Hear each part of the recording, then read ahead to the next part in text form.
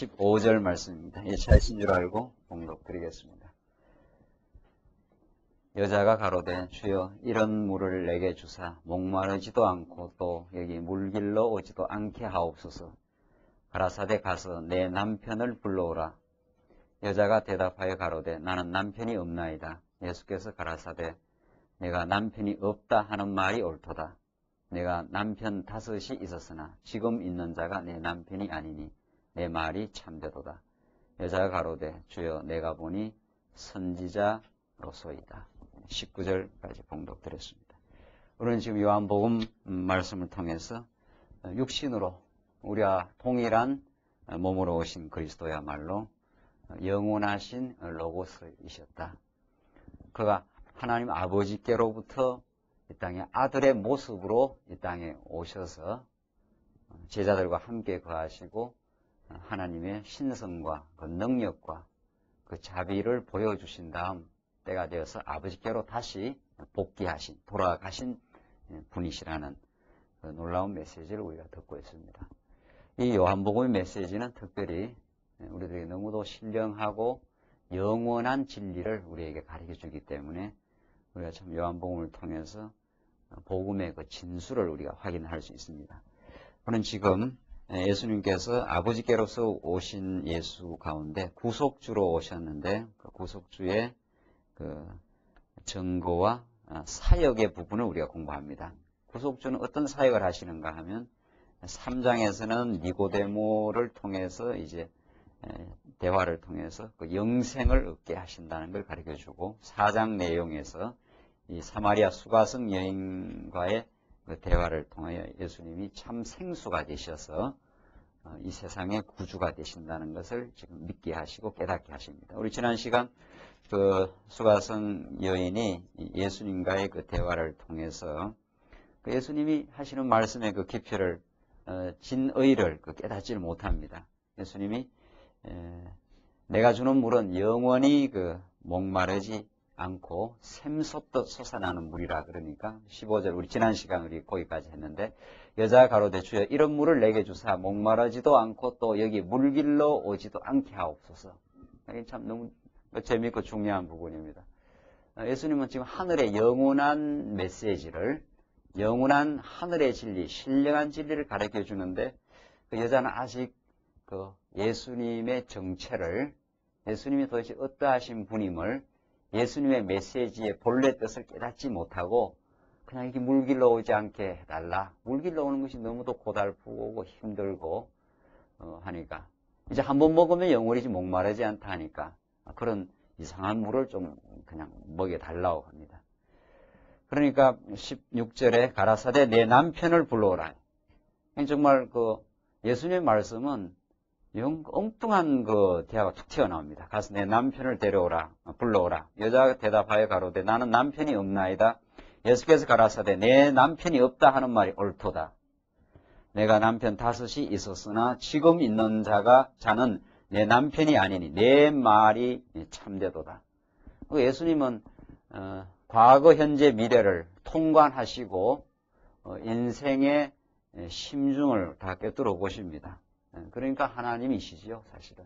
근본 로고스이신데 그 여자의 그 말을 받아치면서 내 남편이 지금 없다 하는 말이 옳다. 내가 남편이 과거에 5이 있었으나 지금 있는 자가 내 남편이 아니니 내 말이 참되도다.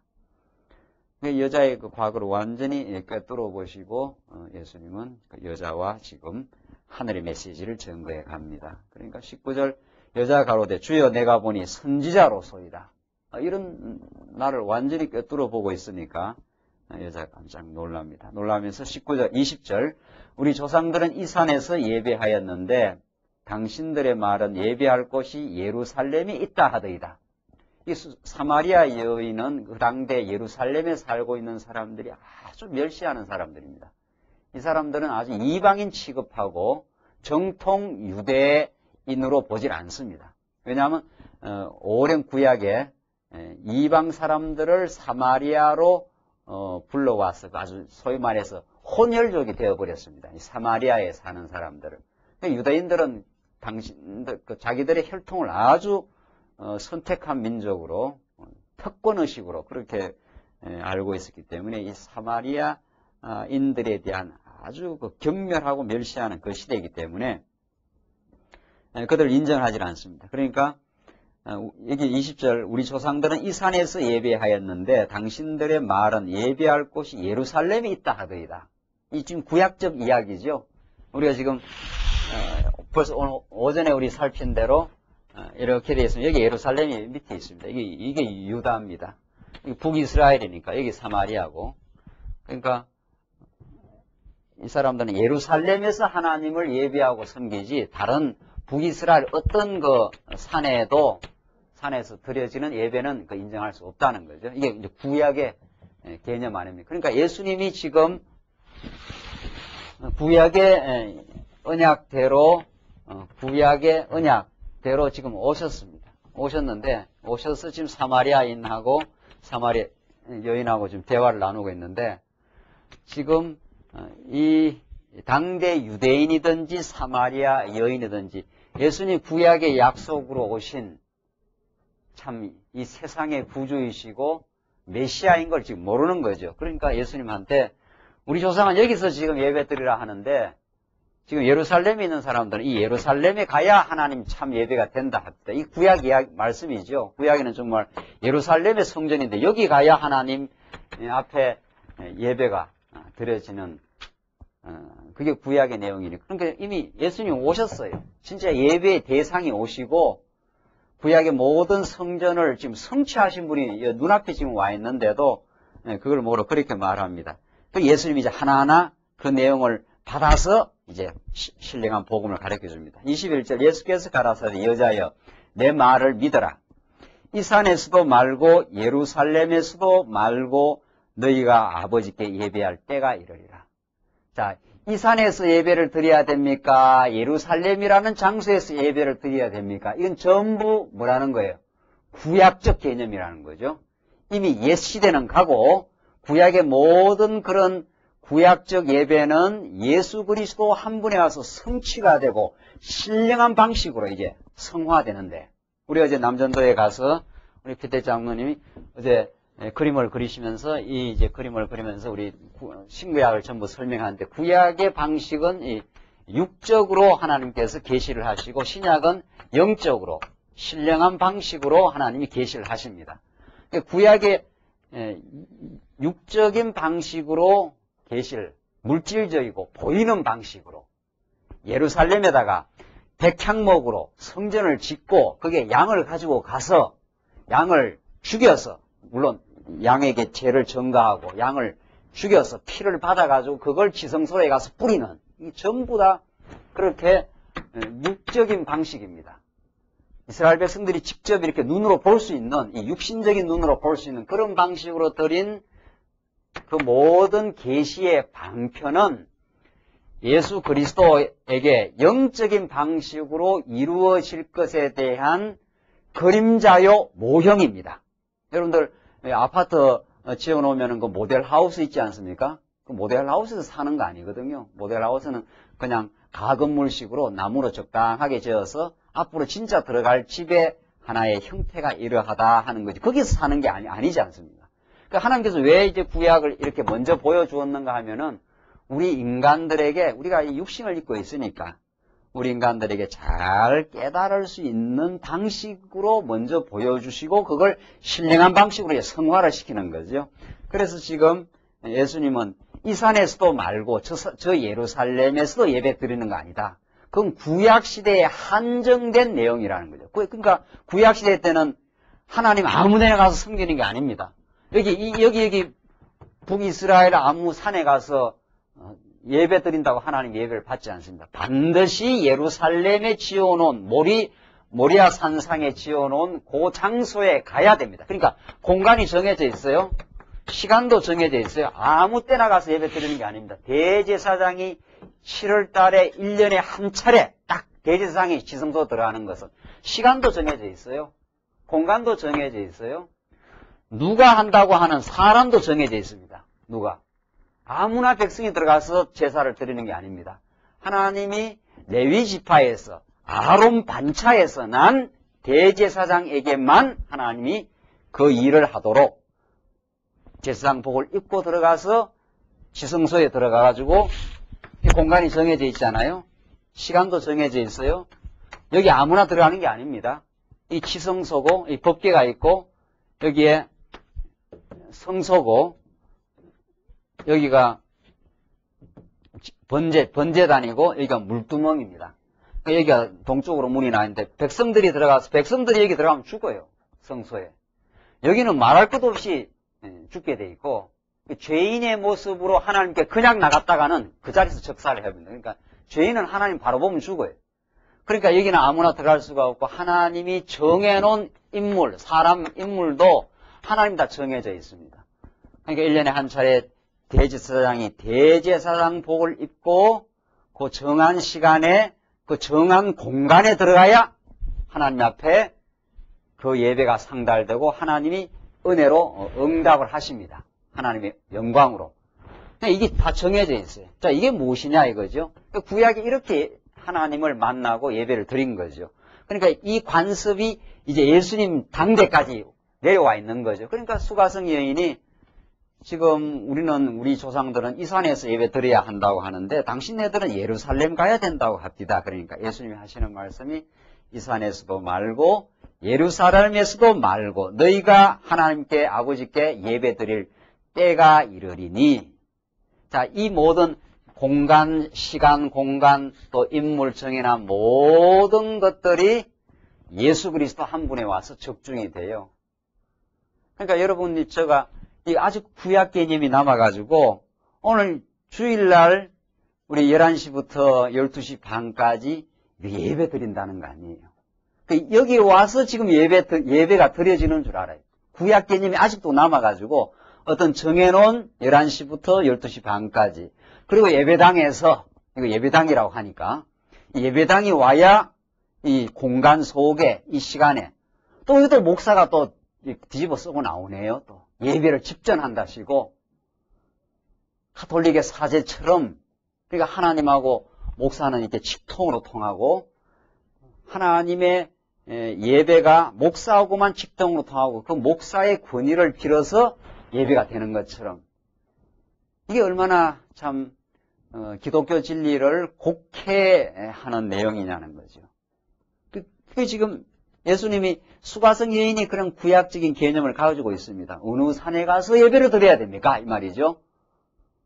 이 산에서 드려야 됩니까? 안 그러면 유대인들이 말하는 대로 예루살렘에 가야 예배가 됩니까? 그러니까 예수님 이 산에서도 말고 예루살렘에서도 말고 너희가 아버지께 예배할 때가 이르리라. 22절 너희는 알지 못하는 것을 예비하고 우리는 아는 것을 예배하노니. 참 중요한 말씀 나왔어요. 지금 왜 우리가 이렇게 성경을 자꾸 가르치고 배웁니까? 너희는 알지 못하는 것을 예배하고 우리는 아는 것을 예배한다. 지금 나오지 않습니까? 너희는 알지 못하는 것을 예배하고 우리는 아는 것을 예배한다. 그러니까 지금 수가성 여인은 하나님에 대해서 몰라요. 그런데 그냥 예배는 드려야 된다는 관념만 있는데 그게 아니라는 거예요. 우리는 아는 것을 하나님 여호와를 알게 되면 예배하게 돼 있어요.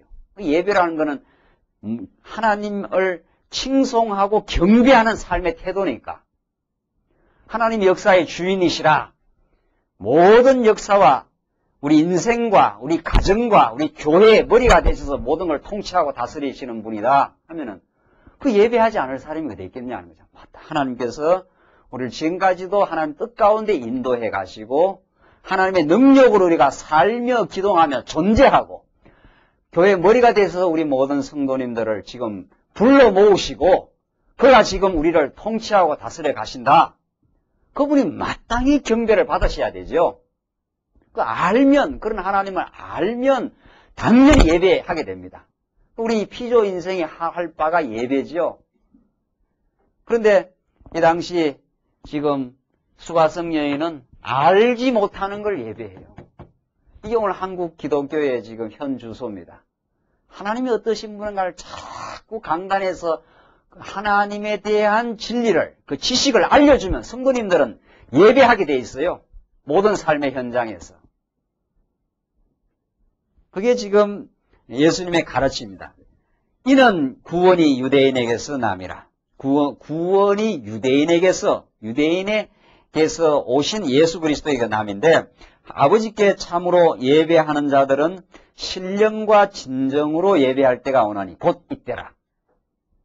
진짜 아버지께 예배하는 자는 예루살렘에 가는 장소에 가서 예배 드리는 게 아니라, 어느 시간만 예배 드리는 게 아니라 신령과 진정으로 예배할 때가 오나니 곧 이때라. 아버지께서는 이렇게 자기에게 예배하는 자들을 찾으시느니라.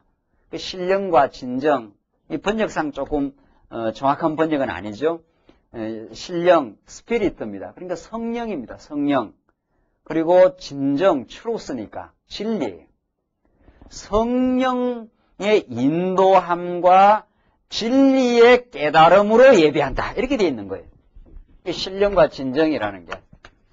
신령과, 이게 이제 우리 한국인들의 번역인 거죠. 옛날에 이제 신령하다 이런 말 쓰지 않았어요? 산신령 생각나서 나는 이게 별로. 예. 그리고 진정이라는 건 조금 이게 감정적인 겁니다. 내가 진정한 마음으로 나아가면은 신이 응답해 준다는 이런 느낌을 줘요. 그러니까 정확한 번역이 아니. 이게 스피리트니까, 이게 추루스니까. 이게 성령이에요. 이제는 우리가 예루살렘이라는 장소에 가서 이스라엘 백성들이, 구약에는 하나님이 계시고 이 제사장이 여기 있고 백성이 여기 있습니다. 그러니까 백성이 직접 하나님을 섬길 수가 없어요. 제사장이 백성을 대신해서 하나님께 나아가요. 이렇게 예배를 드렸는데, 이제는 이 제사장 자리에 누가 오신 겁니까? 예수가 왔어요. 그럼 우리는 예수 그리스도를 통해서만 하나님께 예배가 드려야 돼요. 그러니까 예수님의 은혜를 깨달아가는 게 예배예요. 그러니까 이미. 여러분과 제가 예수를 통해서 드러난 하나님의 무궁한 은혜와 사랑을 깨닫는 게 예배예요, 지금. 예수님을 통하지 않고는 우리 예배가 드려지질 않아요. 그런데 그 예수님에서 깨닫게 하시는 분이 누굽니까? 예? 성령이에요. 성령께서. 그러니까 성령께서 우리로 하여금 예수를 깨닫게 해요. 예수가 그리스도이심을. 그걸 깨닫는 것처럼 중요한 예배가 없어요. 그 진리를 깨달으면. 예수가 어떤 분이냐 말이죠. 예수가 바로 우리의 선지자예요. 참 선지자예요. 우리 마태복음만 공부하더라. 우리 남전도 이번에 가서 우리 마태, 마가, 누가, 요한복음에 대한 대략적인 개관을 공부했는데, 예수가 도대체 누굽니까? 그가 하늘로부터는 참 선지자예요. 여러분들, 구약의 선지자를 보내지 않으면 이스라엘 백성은 완전히 어두운 가운데서 헤맵니다. 선지자를 보내어서 하나님의 뜻을 선포해 주는 거거든요. 그러니까 예수님이 하늘로부터 온 참 선지자로 오지 않으면 우리는 하나님을 깨달을 길이 없어요. 또 예수가 누굽니까? 예수가 왕이에요. 그러니까 예수는 선지자요, 우리의 왕이시요, 우리의 영원한 제사장입니다. 예수를 우리가 깊이 모르면 우리가 왕노릇 한다는 거예요. 우리가 내 삶의 왕노릇을 하니까 하나님께 경배가 올라가겠어요?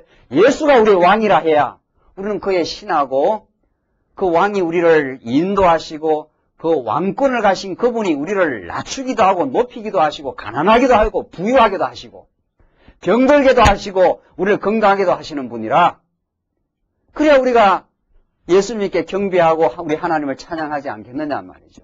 예수에 대해서 깊이 깨달아가는 것, 그뿐이 아니에요. 예수님 우리의 영원한 제사장이에요.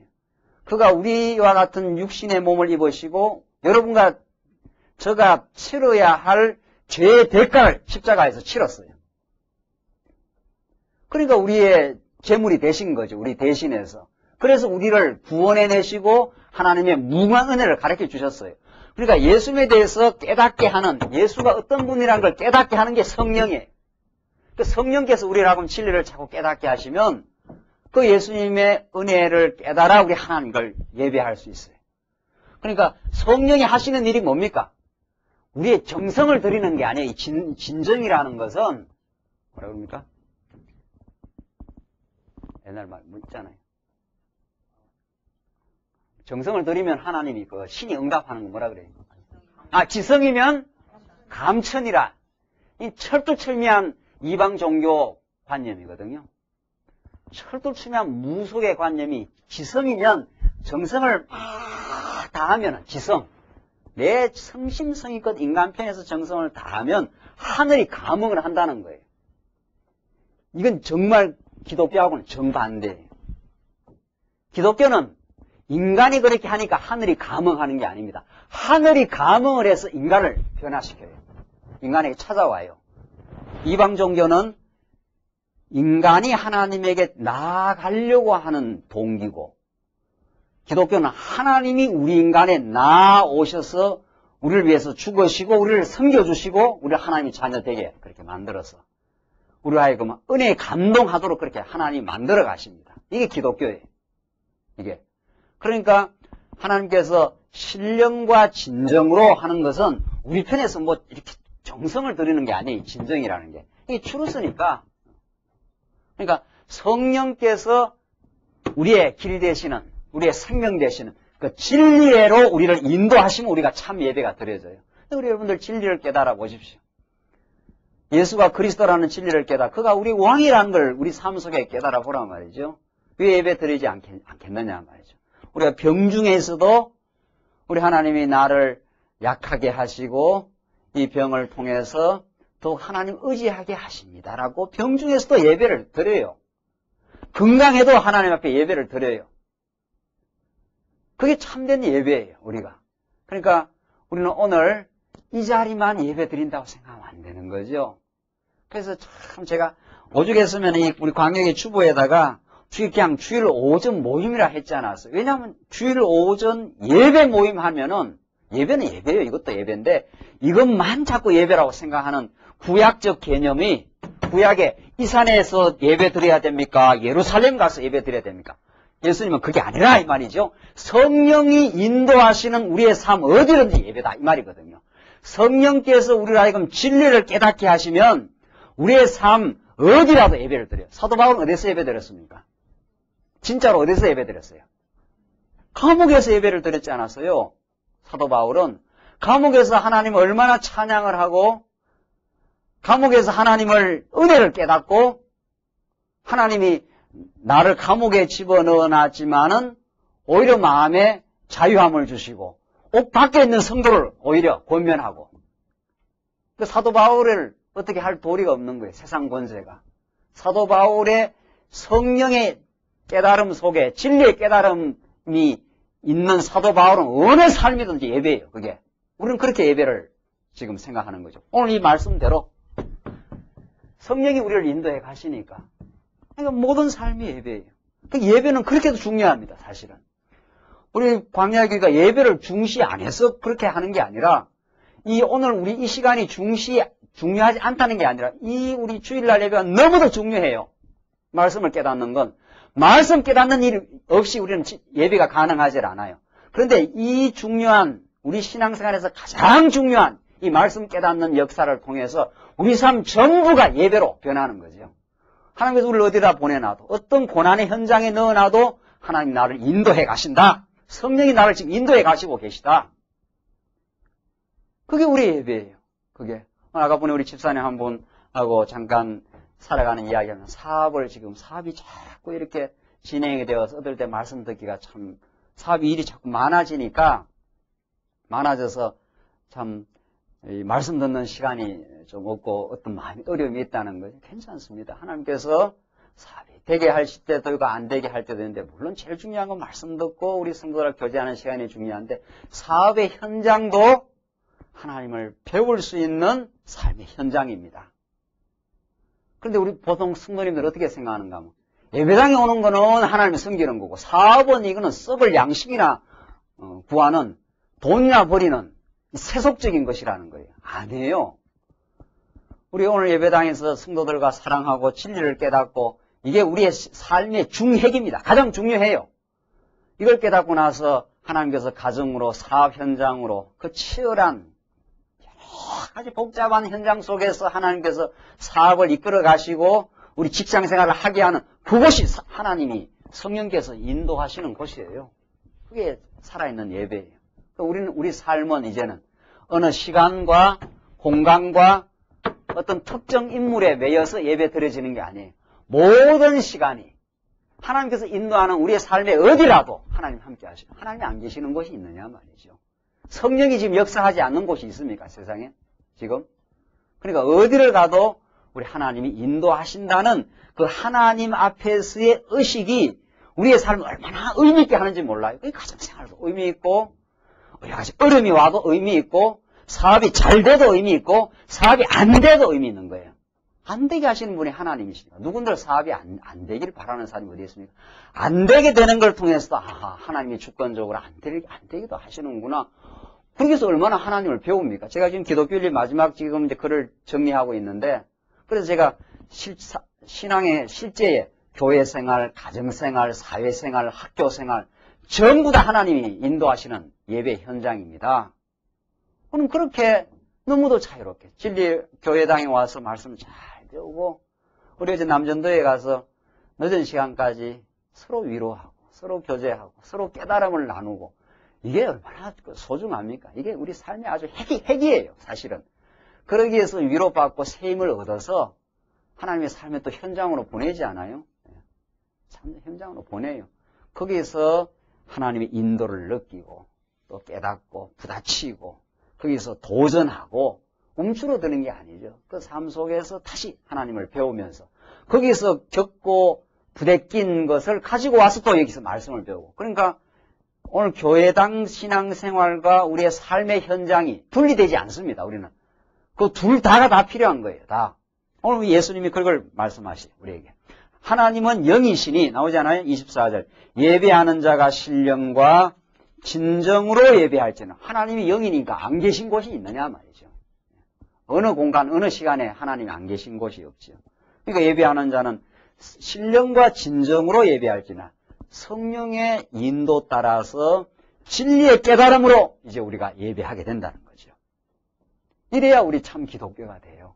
이래야. 그래서 25절 여자 가로되 메시아 곧 그리스도라 하는 이가 오실 줄을 내가 아노니 그가 오시면 모든 것을 우리에게 고하시리이다. 예수께서 가라서 이르시되 내가 말하는 뭐라 그럽니까? 내가 그로라 하시니라. 아직도 이 여자가 잘 모르죠. 예수님의 이 가르침을 모르고 메시아 곧 그리스도라 하는 이가 오실 줄을 내가 아노니 메시아가 온다는 걸 그렇게 기다렸어요. 그 당시에 그 사람들이 모두. 그가 오시면 모든 것을 우리에게 고하시리라. 구약에 약속된 메시아가 오면은 우리에게 모든 걸 고하신다 그러니까 예수님이 뭐라 그럽니까? 예수께서 이러시되 내가 말하는 내가 바로 그 사람이다. 누구란 말입니까? 메시아다. 그렇게 그 여인에게 구약의 관습을 깨트려버리고 구약의 모든 예배, 구약적 예배가 예수님에게 와서 이제 성취되었다. 예수님을 통해서 이제는 신령한 예배가 드려진다. 이제는 육적인 건물 성전에서 드리는 그런 예배가 끝났다. 그건 하나의 그림자였다. 이제 예수님을 통해서 성령께서 우리의 삶을 신령하게 인도해 가시는 참 아름다운 삶이 우리에게 이루어진다. 그걸 위해서 내가 지금 여기 왔다는 거죠. 내가 바로 그 사람이다. 메시아다. 지금 그렇게 예수님이 지금 가르쳐 주시는 거죠.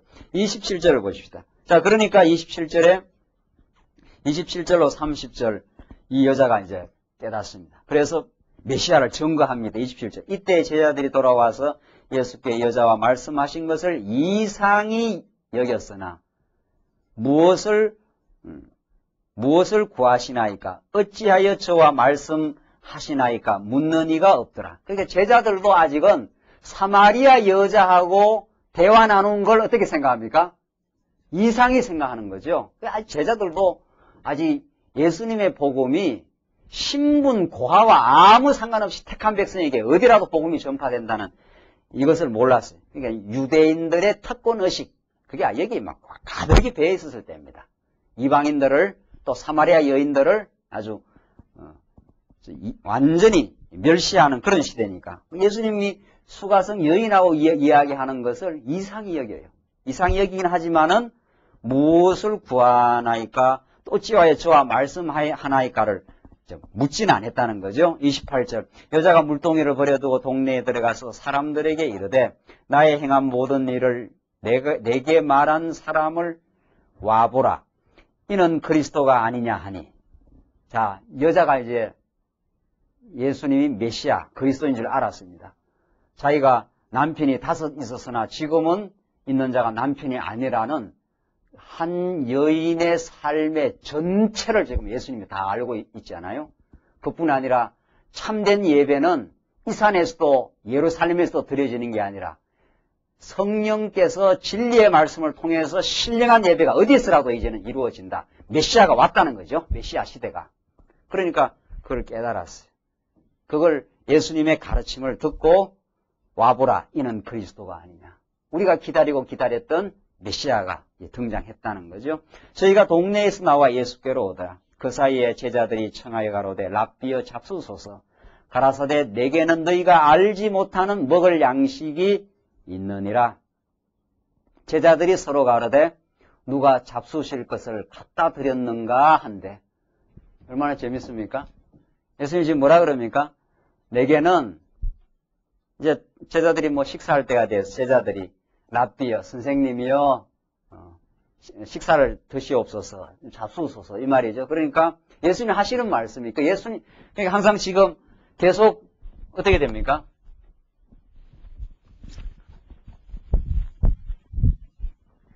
니고데모도 그렇고 수가성 여인도 그렇고 제자들도 그렇고 이 사람들은 전부 뭐를 생각합니까?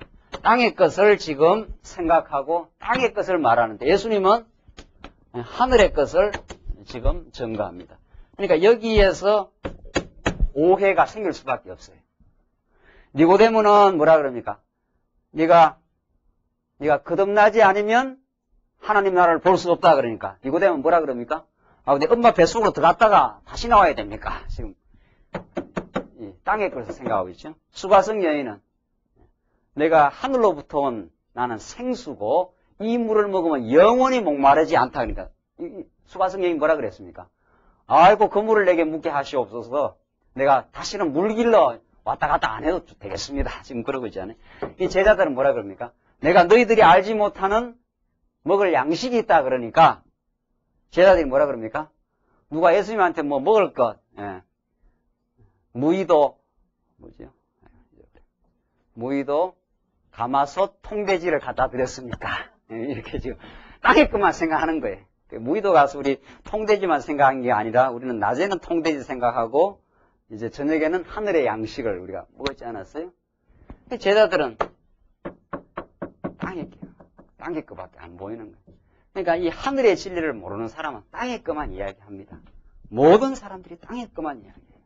이 땅에 잘 먹고 이 땅에서 어떻게 하면 이번 국회의원 당선되고 어떻게 하면 이 땅에서 권력과 재물과 영광을 이 땅에서 취하느냐. 그거예요. 그래서 사도 바울이 골로새서에서 너희는 이제 위를 바라보라. 하늘의 신령한 진리를 깨닫고 우리가 비록 땅에 살지만 땅에 우리가 발을 디디고 살지만 하늘의 신령한 부요를 진리를 깨달아서 천국을 누리고 사는 하나님을 배워가는 신령한 진리를 배워가는 게 우리 그렇지 않아요. 그러니까 여러분과 저는 얼마나 특권적인 자리에 와 있는지 몰라요. 우리가 비록 때로는 초라하고 때로는 이 땅에서 천대받고 살아도 어려움을 겪고 살아도 우리의 신분이 하늘의 시민권을 이미 얻은 사람들이에요. 하늘의 시민권을. 제가 뉴질랜드 가보니까요. 뉴질랜드 뭐죠? 영주권? 뉴질랜드 영주권 그 시민권 얻으려고 막 난리더라고요. 못 얻은 사람들은 그걸 얻어야 막 그 이제 살 수 있고 그걸 얻어야 뭐죠?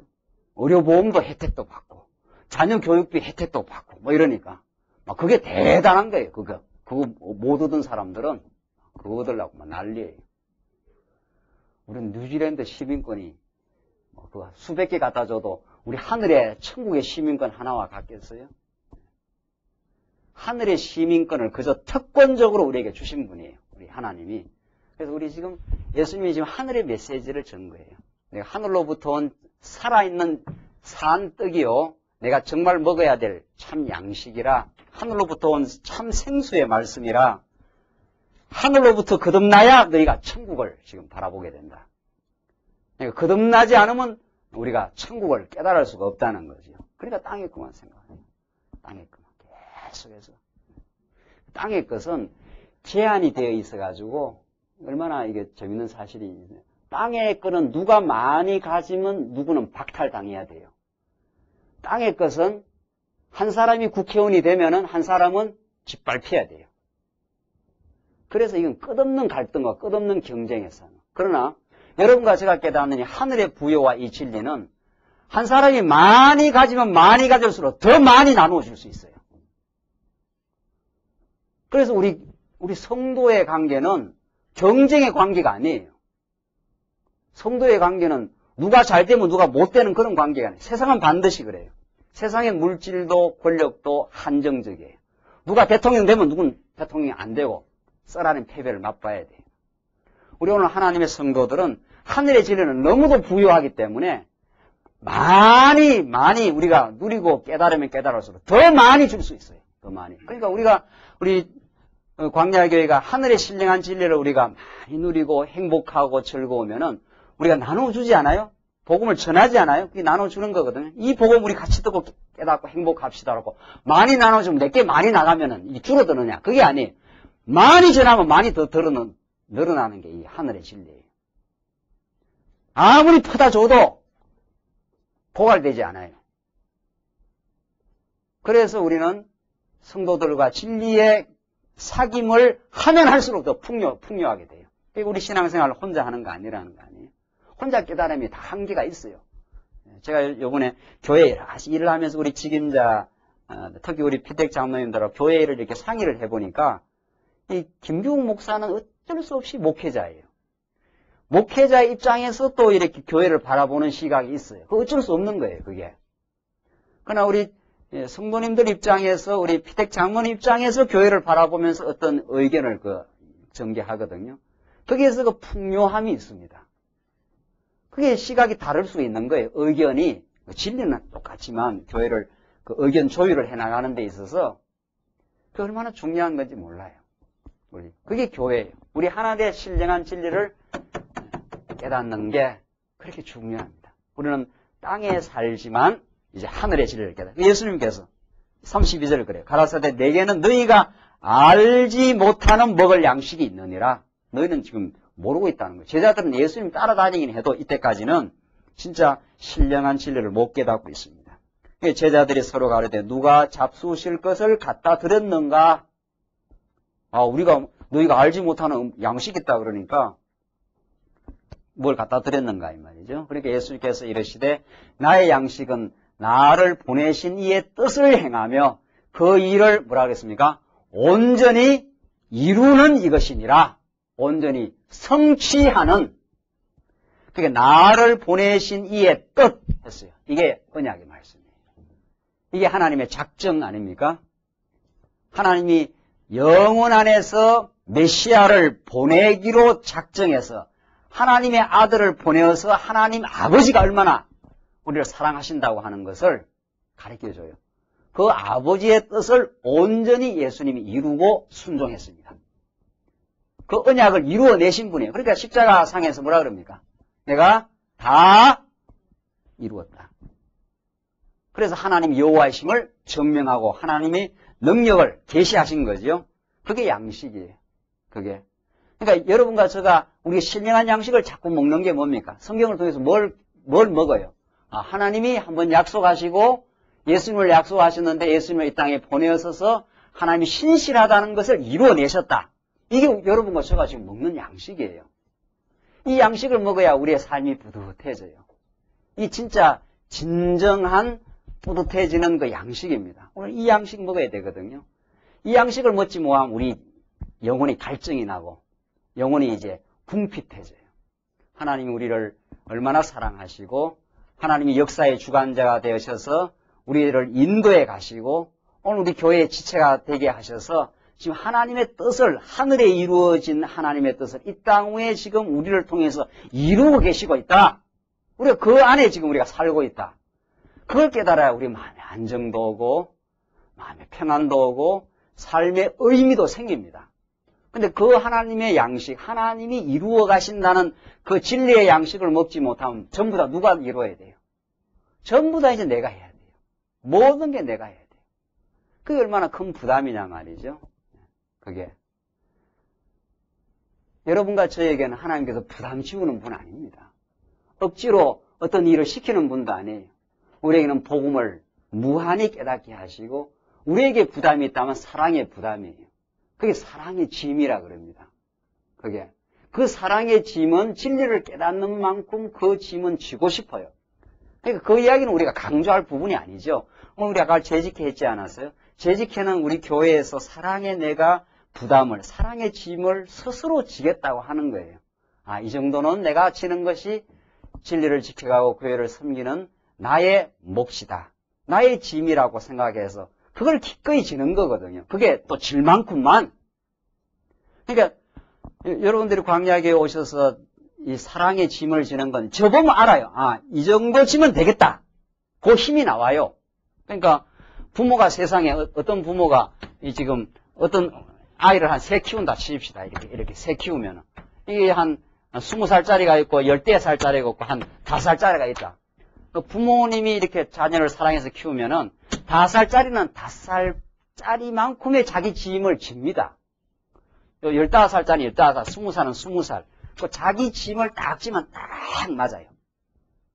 그걸 지면 아주 할만해요. 그것만 치고 살면 돼요. 그러니까 너희가 믿음의 분량 따라 지혜롭게 생각하라. 그게 영적 예배의 두 번째 요소 아닙니까? 로마서 12장에. 첫 번째가 하나님의 뜻을 분별하는 것. 두 번째가 믿음의 분량만큼 지혜롭게 생각하라.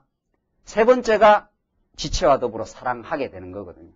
그러니까 내가 이쯤 힘이 생겼다 하면은 그쯤 짐을 집니다.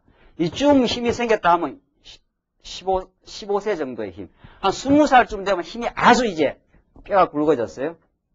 아주 이제 힘이 세졌어요. 그만큼 힘을 쥐고 삽니다. 그걸 더 강조할 이유가 없다는 거죠. 교회에서. 그 자기 짐만큼 쥐고 살아요. 그게 사랑의 짐이에요. 그게 얼마나 보람되고 즐거운지 몰라요. 그 짐을 이 20살짜리가 5살짜리 짐 정도 짐은 보람이 없어요. 살 맛이 안 난다니까요. 교회는 그런 곳입니다. 교회는 억지로 일시키는 것도 아니고 교회는 억지로 봉사하는 곳이 아닙니다.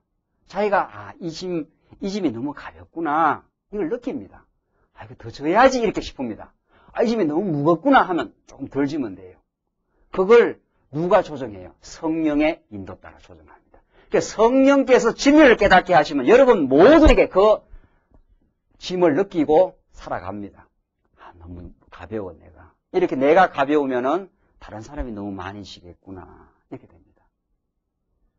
또 내가 자기 믿음도 자기 여건도 그렇지 않아서 너무 많이 질 것도 없는 거예요. 너무 많이 지면 그게 힘이 들지 않아요. 이 사랑의 짐은 그 짐은 뻐근하게 좋아요. 딱 적당한 분량이 있어요. 그걸 힘있게 지고 나가요. 이게 우리 교회 생활이에요.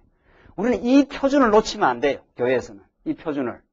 그래야 온 성도들이 교회에 와서 이 진리를 깨닫고 그만큼의 짐을 지고 살아요. 그만큼의. 그건 성령께서 다 자유롭게 조정을 하십니다. 그걸. 그건 김규훈 목사가 조절할 내용도 아니고 우리 어느 태택 장로님이나 권사님들이 조정할 내용이 아니에요.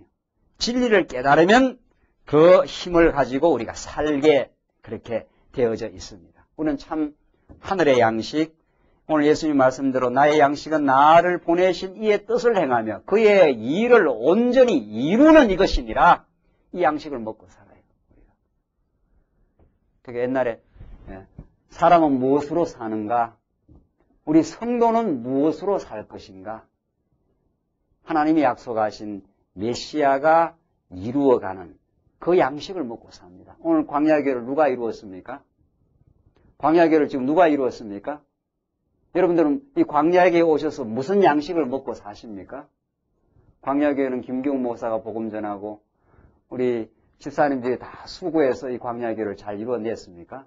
지금 이렇게 이루어가고 있습니까? 우리는 그것을 아니라 그래요. 광야교회는 하나님께서 딴 것까지 복음을 전하게 할 약속의 말씀이 있었고 그 약속이 이 시대에 우리로 하여금 이루게 하시려고 우리로 하여금 진리의 말씀을 듣게 하셨고 말씀을 깨달음을 통해서 우리로 하여금 진리 안에 사랑하고 봉사하게 하셨고 그래서 지금까지 광야교회에 왔어요. 그래서 우리는 광야교회 섬기면서 광야교회에 살면서 하나님이 이루고 있습니다. 하나님이 지금 이루어 가시고 있습니다. 은혜로 우리를 불러주셨습니다.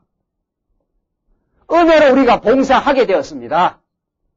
그래서 우리가 그 양식을 우리가 서로 나누어요. 그리고 교제할 때마다 뭘 나누어요? 하나님 우리 광야에 보내주셔서 참 감사하다. 또 보내주실 뿐만 아니라 우리가 복음을 깨닫고 내가 하나님 주시는 믿음의 분량 따라서 섬길 수 있는 대상이 있어서 참 감사하다. 여러분들 옆에 지체에 섬길 지체가 없는 거 얼마나 그거 불행한 삶인 줄 아십니까? 내가 지금 진리를 깨달고 있는데 옆에 섬길 사람이 없어 얼마나 그것도 답답한 일인 줄 아시냐 말이죠. 그래서 내가 마음껏 섬길 수 있는 지체를 주셔서 참 감사하다. 하나님이 이루어 내신 일이라고. 우리는 광야교회 생활을 통해서 그 양식을 먹고 살아요. 그래야 광야교회에 힘이 있지 않아요? 광야교회에 살아가는 그 보람이 있지 않아요? 하나님이 지금 이루어 가시고 있다면 우리를 은혜 가운데 이루어 가시고 있다. 그 양식을 먹어야 돼요. 진리의 말씀을 먹을 뿐 아니라 이 진리가 오늘 우리의 삶을 인도해 가시는 그 생활에 이루어 가시는 그 양식도 우리가 먹어요. 우리 교회 생활을 통해서. 그만큼 교회 생활이 중요해요. 그런데 이 진리의 말씀 제가 오늘 보따리 몽땅 테프 66건 다 테프 싸가지고 산에 들어가서 보따 뜻이만 창세부터 계시로 몽땅 다 터득을 해보란 말이죠. 진리가 잘 깨달아지는가. 이론적으로 잘 깨달아지겠지요. 그것만으로는 안 돼요.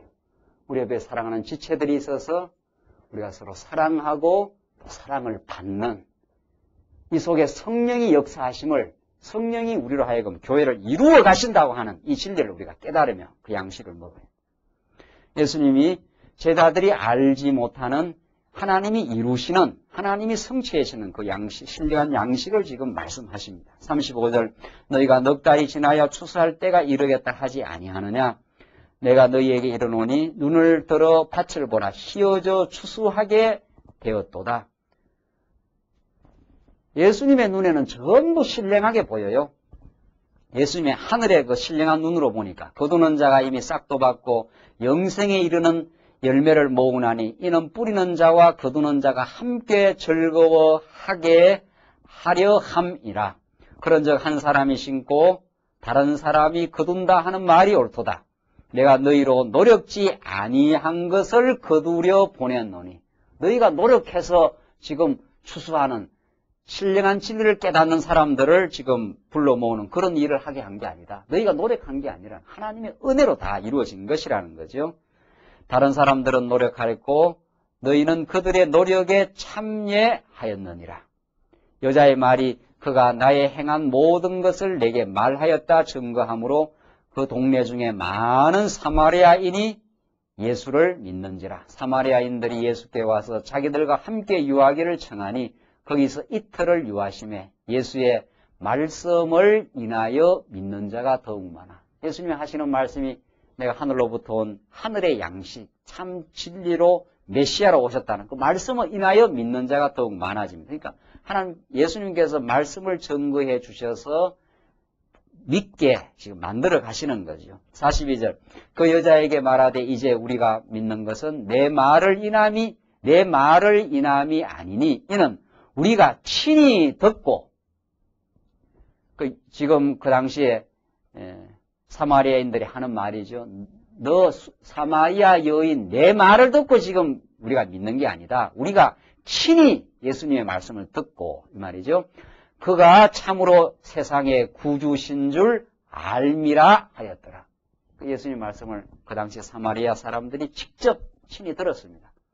그걸 듣고 지금 예수님이 세상의 구주인 것을 지금 깨달아 간다는 거죠. 43절 보시면은 이틀이 지나며 예수께서 그 길을 떠나 갈릴리로 가시며 친히 증거하시기를 선지자가 고향에서는 높임을 받지 못한다 하시고 갈릴리에 이르시매 갈릴리인들이 그를 영접하니 이는 자기들도 명절에 갔다가 예수께서 명절 중 예루살렘에서 하신 모든 일을 보았습니다.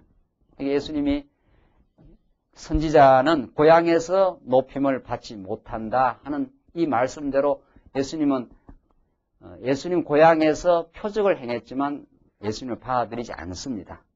자, 그 말씀을 해주시고 46절 예수께서 다시 갈릴리 가나에 이르시니 전에 물로 포도주를 만드신 곳이라. 왕의 신하가 있어 그 아들이 가버나움에서 병들었더니 그가 예수께서 유다로부터 갈릴리로 오심을 듣고 가서 청하되 내려오셔서 내 아들의 병을 고쳐주소서 하니 저가 거의 죽게 되었습니다. 예수께서 가라사대 너희는 표적과 기사를 보지 못하면 도무지 믿지 아니하리라. 신하가 가로되 주여 내 아이가 죽기 전에 내려오소서. 예수께서 가라사대 가라 내 아들이 살았다 하신대 그 사람이 예수의 하신 말씀을 믿고 가더니 내려가는 길에서 그 종들이 오다가 만나서 아이가 살았다 하거늘 그 낫기 시작한 때를 물은즉 어제 제7시에 열기가 떨어졌나이다 하는지라. 아비가 예수께서 내 아들이 살았다 하신 그때인 줄 알고 그러니까 그 시점에 예수님이 하신 그 말씀 그때 이제 열기가 떨어지고 살아났다는 거죠. 그때인 줄 알고 자기와 그 온 집이 다 믿으니라. 이 표적적 사건을 보고 이제 믿게 됩니다. 이것은 예수께서 유대에서 갈릴리로 오신 후 행하신 두 번째 표적이니라. 자, 지금 중요한 거는 뭡니까? 예수님이 지금 가나 혼인잔치에서도 물을 포도주로 바꾼 표적, 지금 다 죽어가고 있는 아들에게 내 아들이 살았다 라고 명령하셔서 즉시에 열기가 떨어지고 살아나도록 하는 표적. 이것은 표적 자체가 중요한 게 아니고 그 표적을 일으키신 예수가 누구라는 거? 그리스도라는 거. 그가 생명의 구주니까 이 세상의 모든 것을 주관하시는 분이니까 병을 주시기도 하고 병을 적석에서 낫게도 하시는 표가 되는 기적을 행하시는 메시아라는 게 중요한 거죠. 그러나 오늘 한국교회가 요즘에 많이 그런 징조가 많이 쇠퇴해지긴 했습니다만은 어머나 병든 사람, 문제 있는 사람 다 오라는 거예요. 그래서 문제 해결해 주겠다는 거예요, 기독교가. 예수님은 지금 문제 해결이 목적이 아닙니다. 문제를 해결해 주려면은 그게 목적이라면 예수님이 문제를 안 주면 되죠. 그렇잖아요? 문제를 해결하는 게 목적이라면은 그래서 병든 사람, 어떤 사람 다 오라는 거 아니에요? 그걸 고쳐주겠다고. 예수님이 이 당시에 병든 이 신하의 아들을, 어떤 신하의 그 자녀를 적석에서 낫게 하신 것은 자기가 메시아라는 증거를 주시기 위한 거죠. 메시아이기 때문에 모든 생명을 주관할 수 있다는 걸. 그러니까 이 말씀을 통해서는 우리는 뭘 믿어야 돼요? 아, 나도 병들면은 예수님께서 나를 낫게 해주겠지. 이걸 믿는 게 아니에요.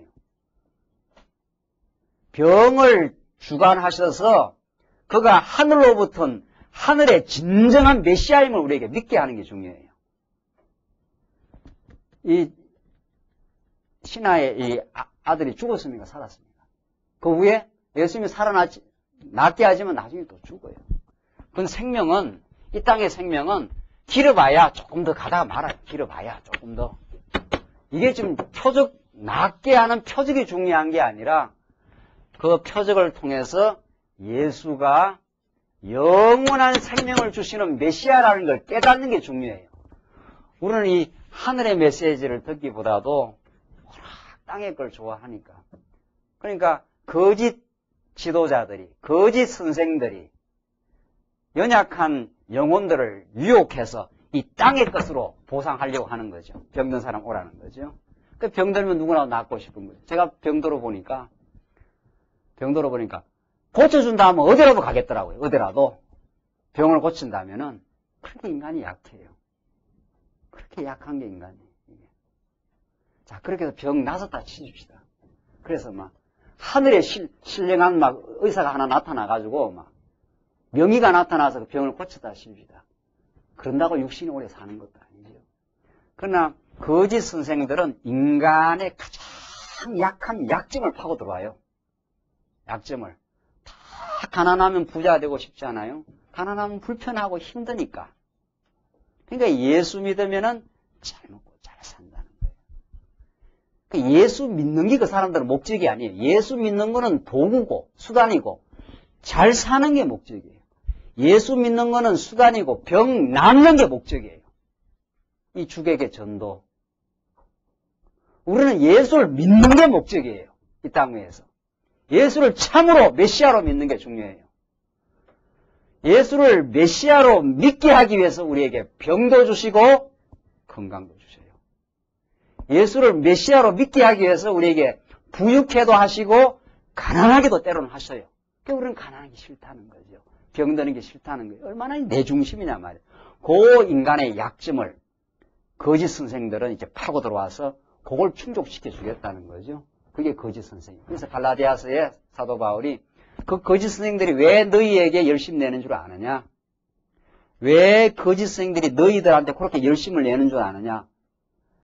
너희들의 약점을 이용해서 그들의 종을 삼으려고 한다.